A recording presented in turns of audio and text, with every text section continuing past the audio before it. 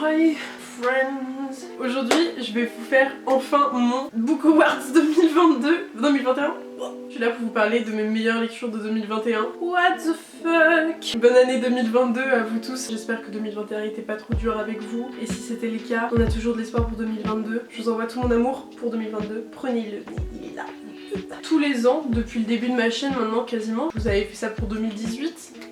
Je vous fais des Book Awards pour un peu décerner des awards à mes meilleures lectures ou pas même de l'année d'avant. Mais cette année, j'étais pas du tout inspirée par les awards que je décerne d'habitude. Normalement, c'est une façon un peu fun que j'ai de vous parler de mes meilleures lectures et des lectures qui m'ont marqué de l'année précédente. Le truc c'est que là, voilà, je me suis sentie un petit peu étriquée, forcée de faire ça parce que c'est une tradition. J'étais pas vraiment inspirée par les awards, j'avais plus envie de vous parler de certains livres qui ont marqué mon année 2021, mais sans nécessairement leur donner certains awards. Genre, je me sentais forcée de mettre des trucs dans des catégories, mais du coup ça m'empêchait de vous parler de certains livres et me forcer de vous parler de livres qui m'ont pas tant marqué que ça. Cette année, ce que je vais faire, c'est que je vais vous parler de mes meilleures lectures de 2021. Avant ça, comme on fait tous les ans, je vais aller regarder avec vous en direct mes statistiques Goodreads, qui est une application, si vous connaissez pas, sur lesquelles on peut garder nos statistiques de lecture, mettre tous les livres qu'on a lus, des notations, etc. J'ai pas encore été voir mes statistiques de l'année 2021, pourtant on est fin janvier, mais j'ai pas encore été voir parce que je voulais attendre de le faire avec vous. Donc du coup, là, je suis sur Goodreads et je vais pouvoir aller voir My 2021 Year in Books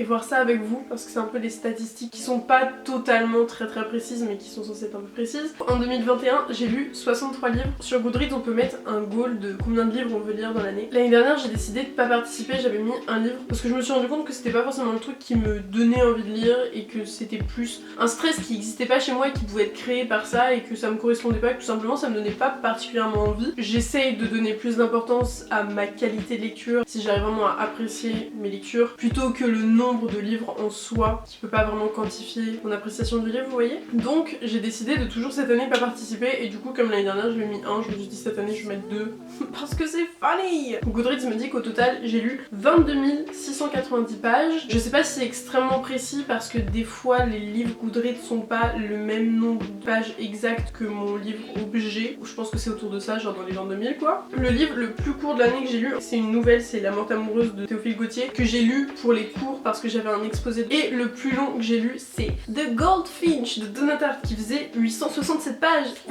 que vous allez voir dans cette vidéo. La longueur moyenne des livres que je lisais cette année, c'était à peu près 360 pages, ce qui est pas mal, c'est un roman basique pour moi. Le plus connu bien évidemment c'est Twilight et le moins connu c'est Une flamme florentine de Alice Simmer, qui est le roman qu'a écrit la maman d'une de mes amies. Le lien est dans la barre d'infos pour aller checker cette romance historique. La moyenne de ma notation cette année c'est 4 étoiles. Faut savoir que vers la fin de l'année, à peu près vers cet été, j'ai décidé d'arrêter un peu de mettre autant de notations à mes livres, donc il y a beaucoup de livres auxquels j'ai pas donné de notes, à part si ma note est vraiment claire dans ma tête. Donc vers la fin de l'année, il y a beaucoup de livres auxquels voilà, j'ai pas attribué de notes et du coup ça fait que ma notation moyenne de l'année est de 4 étoiles, ce qui est énorme, genre 4 étoiles c'est vraiment beaucoup. Et j'ai l'impression d'avoir passé vraiment une très bonne année de lecture, d'avoir eu vraiment beaucoup de très bonnes lectures et d'avoir un peu redécouvert mes goûts de lecture, donc c'est cool. Et maintenant qu'on a parlé de ça, nous allons pouvoir passer à mes meilleures lectures de 2021. J'ai pioché dans les livres que j'ai lus cette année mes meilleures lectures dont je voulais vous parler aujourd'hui, qui pour moi je considérais être mes meilleures lectures de 2021. Viens dire bonjour. Viens dire bonne douche. Oui, hello. Je les ai classés un peu par l'ordre de mes préférences. C'est pas vraiment un top, mais je vais quand même vous en parler dans l'ordre de mes préférences, donc de mes moins préférés. C'est pas vraiment mes moins préférés, mais jusqu'à vraiment mes meilleures lectures de l'année, mes 3 meilleures lectures de l'année, qui vont arriver à la fin de cette vidéo, donc je garde le suspense. Je voulais juste vous parler d'In 5 Years de Rebecca Serle. Je vous en ai beaucoup parlé cette année, j'ai l'impression, surtout parce que du coup avec Agathe on a toutes les deux lu, on a pu vachement en parler, c'était cool. On a toutes les deux eu des avis différents. Comme je vous en ai beaucoup parlé cette année, je vais pas plus vous en parler que ça. Il me semble qu'il est traduit en français si je dis pas de bêtises, je vous le mettrai sur l'écran, mais je crois qu'il est traduit en français. On suit tout simplement une jeune femme qui, juste après s'être fiancée avec son copain depuis plusieurs années, se réveille 5 ans plus tard dans un appartement différent avec un autre homme. Donc elle est complètement chamboulée, puis elle se réveille 2 heures plus tard. On la suit pendant 5 ans jusqu'à jusqu'à la fameuse échéance au moment où elle a fait ce rêve. C'est principalement une histoire d'amitié, pas vraiment envie de dire d'évolution de personnage parce que la particularité pour moi de ce livre c'est qu'on suit un personnage principal assez insupportable. C'est un personnage qui est assez humain et auquel on peut relate, tout comme on peut être assez agacé par ce personnage. Moi c'est ça que j'ai trouvé vraiment authentique dans ce roman. Voilà, c'est un livre que j'ai vraiment énormément aimé, qui m'a beaucoup surprise cette année parce qu'au final c'est un livre que je comptais pas du tout lire, que j'ai vraiment lu comme ça sur un coup de tête, que j'avais pris sur mon téléphone, que j'ai lu sur mon téléphone et qui m'a fait vraiment beaucoup pleurer, qui m'a beaucoup ému. En fait qui m'a juste beaucoup touchée et c'est le pouvoir de la littérature, que ça te touche dans ton âme quoi. Puis ensuite je voulais également vous parler de un peu genre ma nouvelle graphique préférée de l'année. J'avais lu qu'une seule série de romans graphiques qui est Heartstopper et j'en ai lu un autre cette année qui m'a vraiment énormément plu récemment et qui m'a vraiment beaucoup touchée, donc je vous en ai pas parlé. C'est Lauradine Keeps Breaking Up With Me, en français c'est Mes ruptures avec Lauradine,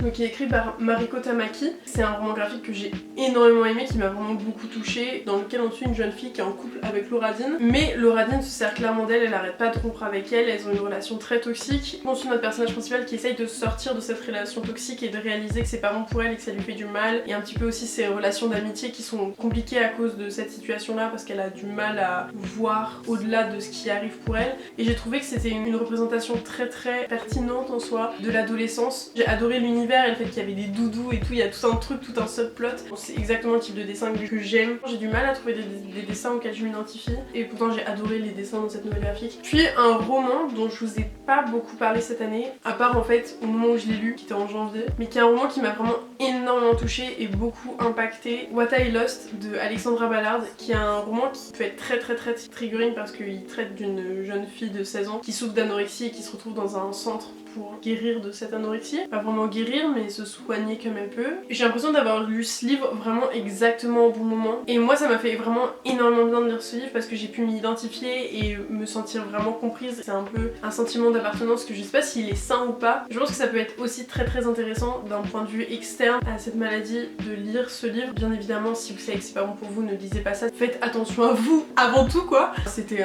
une lecture qui était très nécessaire, qui m'a fait beaucoup de bien, auquel j'ai vu des défauts et j'ai trouvé que c'était aussi une exploitation de la maladie qui était assez juste malgré le fait qu'on vit tous cette maladie très différemment, qu'il n'y a vraiment pas de règles. C'est vraiment un livre qui m'a énormément impacté et que j'avais lu en 2 jours et qui vraiment était très important pour moi. Voilà pour What I Lost, youhou, c'est trop fun. Maintenant on va passer au meilleur classique de cette année que pareil j'ai lu au tout début de l'année et je vous en ai pas assez parlé cette année. Vraiment ça a pas du tout, je parle tout le temps des mêmes livres mais lui no. Il s'agit de Jane Eyre de Charlotte Brontë bien évidemment, qui est vraiment genre maintenant l'un de mes classiques préférés. Genre mes 2 classiques préférés c'est Jane Eyre et The Picture of Dorian Gray et l'œuvre d'Émile Zola. Anyway, c'est l'histoire de Jane Eyre et c'est maintenant mon idole. Cette femme est mon idole, je veux être Jane Eyre. C'est un roman assez long mais qui vraiment se lit pas comme un classique, genre c'est assez ouf. Je sais pas, j'avais l'impression de lire un classique parce que c'est au 19e siècle, parce que l'écriture est quand même assez typique, mais d'un autre côté c'est aussi très fluide. Je sais même pas si j'ai besoin de faire un résumé de ce livre parce que c'est un classique. En gros, on suit toute la vie de Jane Eyre qui se retrouve dans un orphelinat chez son oncle et sa tante. Sa vie, comme elle grandit, elle se retrouve à être maid en soi chez Monsieur Rochester, si je dis pas de bêtises. Jane Eyre c'est incroyable, c'est mon meilleur classique de l'année et maintenant l'un de mes classiques préférés de tous les temps. Si vous avez vraiment envie de commencer dans les classiques, je vous conseille énormément Jane Eyre, même s'il peut être très intimidant. Et aussi en audiobook ça peut être pas mal parce que je l'avais terminé en audiobook. J'avais lu genre je crois les 100 dernières pages en audiobook et j'avais beaucoup aimé. Et maintenant je voulais vous parler d'un nouveau tome préféré de l'année, Heartstopper 4 de bien évidemment Alice Oseman. Ça vous étonne pas beaucoup qu'il soit je pense sur cette liste. J'ai lu celui-ci du coup cette année parce qu'il est sorti cette année et il m'a fait pleurer toutes les larmes de mon corps. Vraiment j'étais sobbing. C'est un roman graphique dans lequel on suit la relation qui se crée entre Nick et Charlie. Dans ce tome-ci on suit énormément Charlie qui doit gérer avec ses problèmes de santé mentale et dont ses TCA, donc ses troubles du comportement alimentaire. Pour moi c'était très compliqué de lire ça. J'ai vraiment énormément aimé parce que j'ai trouvé que c'était une façon toujours très juste. Déjà de parler des TCA et de santé mentale, mais surtout de la relation entre Nick et Charlie pendant que Charlie essaye de gérer avec sa santé mentale, genre de guérir et de faire attention à lui. Parce que dans les 3 tomes précédents, on les suivait, on suivait Charlie, on voyait qu'il allait de moins en moins bien. On voyait aussi Nick qui voulait être là pour Charlie et dans ce tome 4, on voit vraiment le fait que tous les deux, cette relation elle est là pour leur faire du bien bien, mais elle peut pas non plus. Charlie ne peut pas mettre le poids de la guérison sur les épaules de Nick parce que c'est tout simplement pas réaliste et sain. Et j'ai trouvé que c'était quelque chose qui était vraiment très puissant, du fait que Nick était là pour Charlie, qu'il était là pour l'aider mais pas pour le sauver. Ça résonnait énormément avec moi. Et puis je voulais mentionner ma meilleure romance de l'année. Cette année j'ai lu beaucoup de romances quand même. Il y en a une qui m'a quand même pas mal marqué. Je vous en parle beaucoup dernièrement, mais parce que j'étais vraiment choquée par à quel point ça m'a plu. J'avais l'impression de retourner au collège quand je lisais en secret 50 nuances degrés, c'était assez spécial. J'ai lu Punk 57 de Penelope Douglas. I don't get it, but I love it, ok? C'est le genre de choses que je peux pas expliquer, mais que c'est le cas, que j'ai vraiment kiffé ma lecture. C'est une lecture qui est très problématique, que toutes les 2 pages j'étais en mode what the fuck's happening. J'étais genre vraiment dans le truc à fond. C'est une romance très toxique, personne qui se déteste et qui un petit peu se harcèle entre guillemets. C'est aussi un Friends to Lovers et moi je suis là pour le Friends to Lovers parce qu'en fait ils s'écrivent des lettres et un jour ils sont tous dans le même lycée mais ils savent pas que l'enfant... Le truc qui a fait que c'était incroyable, c'est que vraiment je voyais tous les défauts, j'étais en mode you. Mais d'un autre côté, genre je pouvais pas quitter le livre, j'avais une seule envie, c'était d'être dedans. C'est vraiment le meilleur smut que j'ai jamais lu. Tellement de tension entre les 2 personnages, il y a vraiment une alchimie folle entre eux. Les 2 personnages sont des grosses ordures, ça te fait moins détester le fait que c'est toxique entre eux et tu te dis bon bah... Au pire, ils sont à la même échelle quoi, donc et voilà, j'ai trop aimé Punk 57 qui est traduit sous le nom de Hate to Love en français si je dis pas de conneries. Ma romance préférée de l'année, I know, c'était pas la plus saine, mais j'ai kiffé ma race, ok, donc pas de jugement. Maintenant, on va passer à ma lecture Little Fires Everywhere de Celeste Ng qu'on avait lu avec le Bookshelf Book Club, et en français, il est traduit sous le nom de, je vais dire Petit Feu Partout, vraiment ça va rester Petit Feu Partout, hein. Mais c'est pas Petit Feu Partout, c'est La Saison des Feux. Dans ce roman, on est dans les quartiers un peu riches, les quartiers aisés, dans une petite ville en Ohio. On suit 2 familles très différentes avec un grand contraste au niveau social et économique. Donc une famille riche avec plein d'enfants et une famille plus modeste avec juste la maman et la fille. Leur relation qui se crée, les dynamiques de relation dans ces 2 familles en parallèle. On suit aussi une enquête sociale qui se fait avec 2 familles et 2 parents qui se battent pour l'adoption d'un enfant et c'est vraiment super intéressant. Et en fait c'est le genre de livre où la scène de début et la scène de fin. Donc du coup au début il se passe le truc, t'es en mode what the fuck, et après tout le roman t'arrive en fait jusqu'à la scène de fin et c'est incroyable, c'est le genre de truc que j'adore. Du coup un roman adulte qui m'a fait découvrir le fait que j'adorais l'adulte, que j'adorais quand c'était philosophique et tout, qu'il se passe pas grand chose, c'était en mode fais fonctionner mon cerveau. Vraiment à chaque fois que je termine de parler d'un livre je suis en mode top. Ma meilleure non-fiction de l'année, qui est, sans grande surprise, Maybe You Should Talk to Someone de Laurie Gottlieb. Because maybe I should talk to someone. Qui me semble n'a pas été traduit en français. Laurie Gottlieb, c'est une psychologue retraçant sa vie, comment elle en est venue, elle, à être psychologue, son parcours, ainsi que elle, l'événement qui a fait que elle a dû aller voir, même consulter un psychologue et sa relation avec le fait qu'elle aussi, elle doit vivre en thérapie. On suit aussi certaines histoires et comment ça résonne avec elle-même, avec ses patients, la façon dont elle résonne avec ses patients, son histoire en fait, ce qu'elle vit en tant que psychologue et c'est très intéressant. Et ça a énormément résonné avec moi et ça m'a vraiment beaucoup aidé. C'est un livre que j'ai lu sur une longue période de temps parce que comme c'est de la non-fiction, je le lisais pas comme un roman, je lisais par-ci par-là. Vraiment une œuvre que j'ai énormément aimée, énormément annoté. C'est pas du développement personnel du tout, super enrichissant. Et maintenant nous arrivons aux 3 derniers livres. Vous allez pas du tout être étonnés. C'est très simple, j'ai pas pu choisir entre ces 3 romans. On va faire comme l'année dernière et vous allez maintenant mettre la vidéo en pause et vous allez dire dans les commentaires quel roman vous pensez qu'il y a dans cette sélection de 3 romans. Enfin si vous suivez ma chaîne cette année, je pense que tout le monde le sait à peu près. Et maintenant que vous avez mis dans les commentaires les livres qui vous pensez vont être les 3 préférés de l'année, oui je vais vous en parler mais il n'y a pas de hiérarchie, je pense que tous les 3 sont à la même hauteur en soi, dans mon cœur. Premièrement il y a les 2 romans de Sally Rooney qui sont Conversations with Friends et Normal People qui sont tous les 2, voilà je peux pas choisir l'un parce que j'ai une relation très différente avec chacun. Normal People c'est le livre qui a inspiré ma série préférée dont j'ai énormément parlé en 2020 qui est Normal People. Who would have guessed it? Si vous n'avez pas vu Normal People, allez-y. Mon conseil, mais ce n'est que mon conseil, ce serait d'abord regarder la série et ensuite lire le livre parce que c'est ce que j'ai fait et ce qui m'a énormément plu et je vous conseille de mettre un grand écart entre le moment où vous regardez la série et le moment où vous lisez le livre. C'est la façon dont moi je conseille de faire les choses. Après vous faites ce que vous voulez. Je sais jamais vraiment comment résumer ce roman parce que c'est très compliqué et que comme c'est mon roman préféré, j'ai toujours l'impression que ce que je dis est nul comparé à ce que c'est vraiment. Ensuite tout simplement Connell et Marianne en Irlande qui au lycée créent un lien charnel une relation charnelle. Alors que Marianne est issue d'une famille très aisée, contrairement à Connell qui est issue d'une famille plus modeste, et donc la maman de Connell travaille pour la maison de Marianne, totalement à l'inverse au lycée où Marianne elle est un peu détestée par tout le monde tandis que Connell lui c'est un peu le mec populaire, vous voyez. Ils se retrouvent à tisser un lien très très fort entre eux qu'ils doivent garder secret au lycée. On les suit du lycée jusqu'à l'université, les façons dont ils se quittent, ils se retrouvent en permanence et leur dynamique de relation, la façon dont ils n'arrivent pas à communiquer, leur amour. C'est pas du tout une romance, c'est 100% de l'adulte. Je pense que c'est le genre de livre qui peut être très très intéressant à lire quand tu rentres un petit peu pas dans la vie active mais dans la vie plus adulte. J'ai envie de dire fin du lycée jusqu'à ta vingtaine où t'es un peu perdu dans ta vie et tu peux énormément t'identifier à ce que tu lis. Pour moi, mais vraiment pour moi, d'après moi, Sally Rooney a ce génie de parler de sentiments qui sont tellement profonds que tu pourrais même pas imaginer les exprimer et imaginer que quelqu'un peut les comprendre. C'est ça qui est assez ouf, que juste tu t'identifies à des trucs en mode wow, je me suis jamais autant identifiée à ça de ma vie. Conversations with Friends, c'est le premier qu'elle a écrit que je comptais pas lire à la base et pareil je l'ai lu sur un coup de tête. J'ai l'impression que j'ai vraiment énormément vu les racines de Normal People en lisant Conversations with Friends. Dans celui-ci on suit juste Frances, son groupe d'amis en soi, sa relation. Voilà, pareil c'est un peu des gens dépressifs qui couchent ensemble quoi.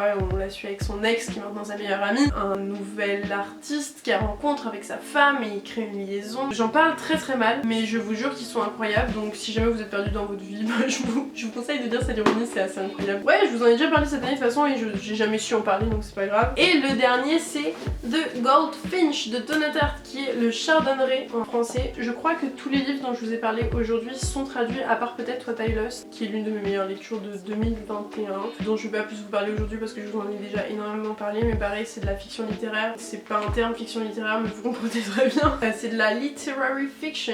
On suit Théo à l'âge de 12 ans qui perd sa mère dans une explosion à New York. Dans un musée, il se retrouve à voler un tableau, donc le Goldfinch. Et on le suit jusqu'à peu près ses 28 ans, ses péripéties parce qu'il a plus de famille. Donc on le retrouve faire de maison en maison, tomber dans la drogue, dans les addictions. Et on suit sa santé mentale qui est très très très bancale et qui va pas du tout et qui n'est pas vraiment suivi ou alors qu'il veut pas être suivi. Ses relations amicales, ses relations amoureuses, c'est incroyable, c'est juste fou. C'est tellement palpitant, genre vraiment haletant. C'est 800 pages de moments où tu peux pas t'arrêter de lire, où c'est assez incroyable. Vraiment c'est assez fou pour moi d'être capable de faire ça par une écriture vraiment fluide mais toujours belle. Et en plus de ça, c'est qu'au moment où j'ai fermé le livre, j'avais vraiment l'impression d'avoir vécu un moment de vie en fait. T'as vraiment l'impression d'avoir expérimenté un moment de vie assez incroyable avec Théo. Il y a beaucoup de trigger warning pour ce livre donc je vous laisse aller les checker parce que ça peut être... C'est très très dense. Faites très attention à vous et si vous savez qu'il y a certains sujets qui peuvent être sensibles pour vous, checkez les trigger warning avant de vous lancer dans cette lecture. Mais c'est un roman que j'ai énormément aimé, qui m'a énormément plu, dont je veux entendre parler en fait parce que vraiment il est incroyable et c'est maintenant l'un de mes romans préférés de tous les temps. Je l'ai offert à Elisa pour le Secret Santa,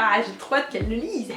Voilà, j'espère qu'elle l'aimera, sinon j'aurai les boules mais c'est pas grave. Et dernièrement il y a deux choses encore dont je voudrais vous parler. Il y a un peu mon auteur que j'ai découvert cette année et que vous savez très bien de qui je vais parler. Je voulais parler de James Baldwin qui est tout simplement l'auteur que j'ai découvert cette année et à qui je vais donner un award parce qu'il en a besoin, il a besoin de l'award que je vais lui donner. Voilà, j'ai découvert cette année les romans de James Baldwin qui ne sont pas sur cette liste parce qu'en fait je voulais pas nécessairement parler des deux romans de lui que j'ai lus, mais plus de lui en tant que personne et en tant qu'écrivain et en tant qu'artiste. Je suis impressionnée par James Baldwin et je suis extrêmement fan de ce qu'il fait et de qui il était. Je vais pas plus m'attarder dessus parce que vous me connaissez donc voilà. L'année dernière j'avais fait un truc que j'avais énormément aimé, c'était que j'avais entre guillemets donné un award. C'est hyper un but soi-même de faire ça aux nouvelles chaînes Booktube que j'avais découvertes qui avaient été créées en 2020 en fait. Le nouveau Booktube français que j'avais trouvé trop cool. Je voulais parler de la chaîne de Bookish Chronicles parce que j'ai l'impression que vraiment j'ai passé mon année avec elle. Ouais, je l'ai découverte genre elle a commencé il me semble tout début 2021 et j'ai l'impression d'avoir un peu passé toute mon année à regarder ses vidéos et un peu mon année avec elle et j'ai adoré, j'adore tout ce qu'elle fait. Elle est juste trop cool et j'adore l'entendre parler de livres et le mood qu'elle a, elle est hyper cosy. Du coup je voulais parler d'elle dans cette vidéo un peu genre en mode ma découverte Booktube français. Je vous conseille énormément d'aller checker sa chaîne parce que vraiment j'ai trop kiffé et je kiffe ce qu'elle fait. Pareil si jamais vous faites des vidéos, vous hésitez à vous lancer sur Booktube en 2022 etc. Bah genre envoyez-moi vos chaînes, le Booktube français c'est trop cool. Donc voilà les copains, c'est tout pour cette vidéo. J'espère que cette vidéo vous aura un minimum plu, que vous passerez un bon 2022. Dites-moi quelles ont été vos meilleures lectures de 2021 et vos pires lectures. J'ai décidé de pas parler de mes pires lectures parce que c'est pas nécessairement ce dont j'ai envie de parler maintenant, enfin genre ça m'inspirait pas. J'espère que cette vidéo vous aura un minimum plu. Sur ce, je vous embrasse et je vous dis à la prochaine babies, I love you.